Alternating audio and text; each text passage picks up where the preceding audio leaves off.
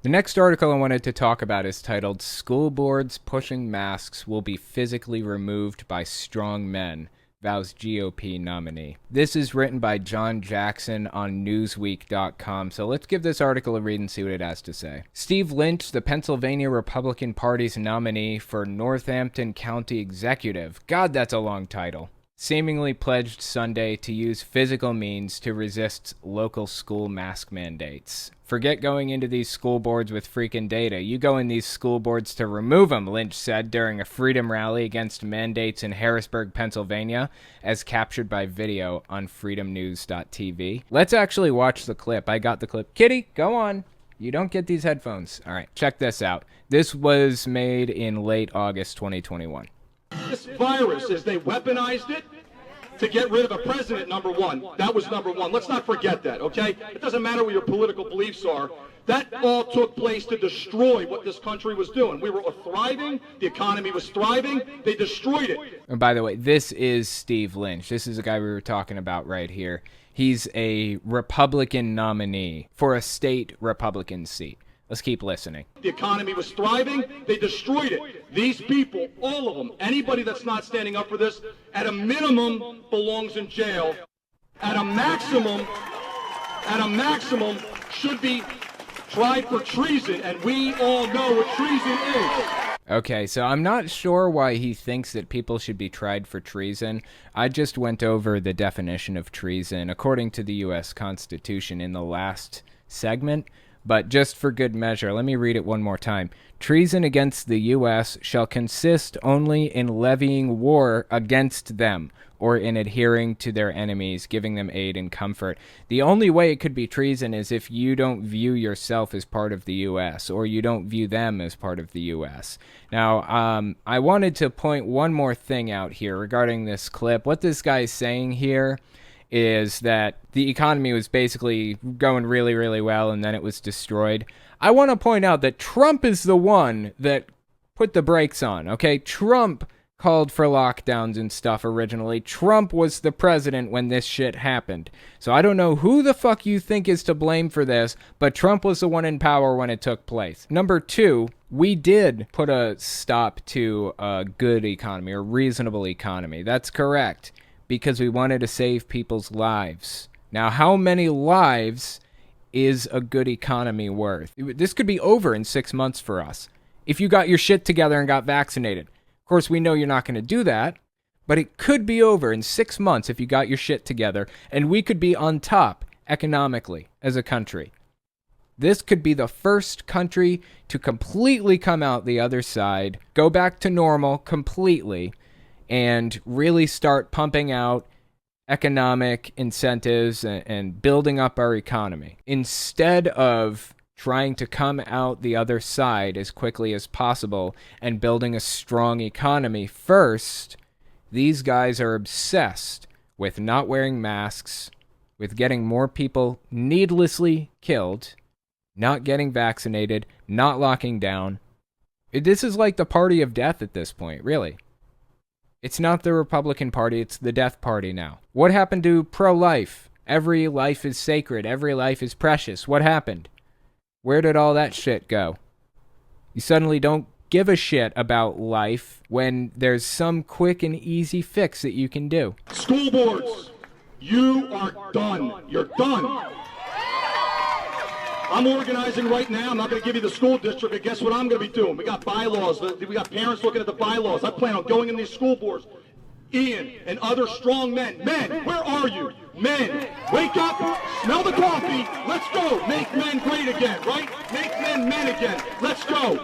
Men, I need you in the coming weeks, because when we walk into those school boards, we're going to have everything we need to do to go in there with those 9 school boards that voted to put these masks back on the children with no scientific. It's done giving them the research and the data. Do you understand that? Forget going into these school boards and bringing data. You go into school boards to remove them. That's what you do.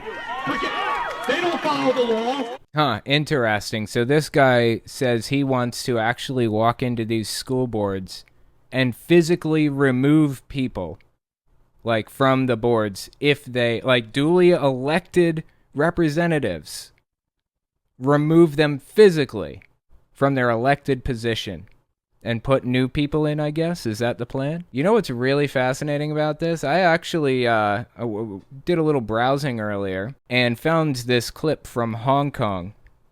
The Chinese Communist Party walked into Hong Kong and physically carried out pro-democracy representatives, like pro-democracy legislators. Same way this guy's talking about right here. Physically picked them up and carried them out. Watch. They're actually carrying this guy out. I don't know how much you know about like Hong Kong and China, what's going on there right now, but Hong Kong was largely its own separate state from China. And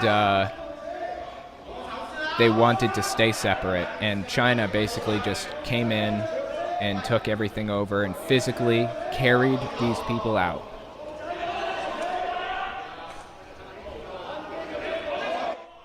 Physically carried these people out. Pro-democracy legislators. And put in pro-communist legislators instead.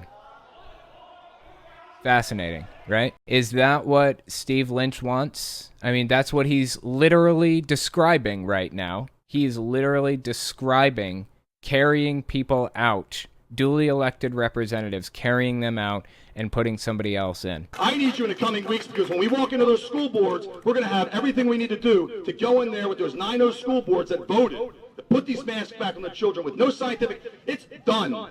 Giving them the research and the data. Do you understand that? Forget going into these school boards and bringing data. You go into school boards to remove them. That's what you do. Forget. They don't follow the law. They don't follow the law. Sounds familiar, huh? We're in a sad fucking place right now, guys. This is not good. It's not good that he's using this kind of rhetoric. This is the type of thing you see in fascist regimes like China. We just watched it happen from China. That is what fascists do. This should be fucking concerning. I'm not this far left like nutcase. I don't consider myself one anyways. And I am recognizing this as an extreme far right fascist thing that's happening in front of us. This should be concerning. Let's keep listening to him. You go in and you remove them. I'm going in with 20 strong men. I'm going to speak in front of the school board, and I'm going to give them an option. They can leave or they can be removed. And then after that, we're going to replace them with nine parents, and we're going to vote down the mask mandates that evening. That evening. This is how you get stuff done. Forget writing your legislators. Forget it. They're not listening. You got to do something. It's us. It's we the people. When I see criminals trying to take my rights and my beautiful children and everything that they're going to do, you're going to have to take my life. What is he even talking about here? When I see criminals doing what? When I see criminals trying to take my rights and my beautiful children... Trying to take my rights and my beautiful children. Okay, well, we're not dealing with criminals. I assume he's talking about the school board, right? That's voting for mask mandates. What criminal act did they, do? What are they even being accused of? What's criminal about what they've done? What rights are being taken from this guy? You're going to have to take my life. There's no way. I'll die on this hill. There's no way. No way. This is turning into something that should concern us all. Seriously. Let's finish this article by Newsweek and see what else it had to say here. I'm going in with 20 strong men, and I'm going to give them an option. They can leave or they can be removed. Lynch launched his campaign on a platform of battling back against what he deemed government overreach. He's described himself as a supporter of freedom, local businesses, and property owners. He attended former President Donald Trump's Stop the Steal rally on January 6th that preceded the riot on the U.S. Capitol, though he said he did not participate in any violence on that day. I bet.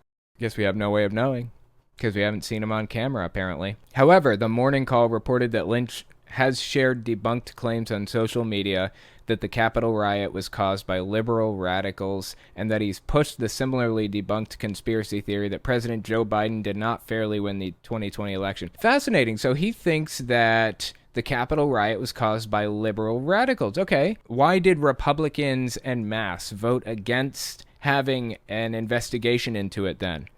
If they really think that radical liberals did it, they should want an investigation, right? What happened? This isn't about logic or reason or rationality.